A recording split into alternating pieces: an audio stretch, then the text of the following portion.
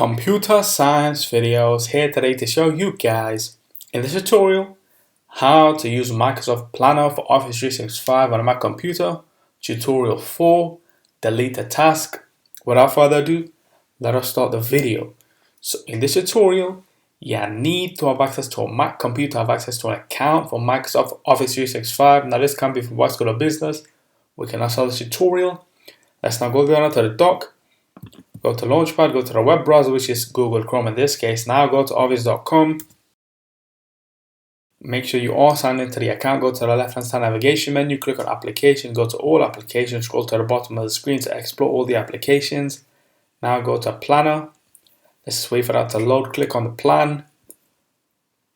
Let's now go within the bucket and click on the three dots within a task that we have already created, and now we will delete the task, and the task itself within the bucket for Computer Science Videos has been deleted.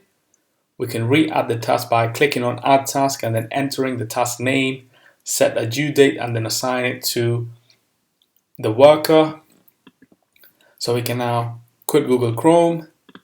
And so that's it for this video. I'll see you guys in my next tutorial. Thanks for now.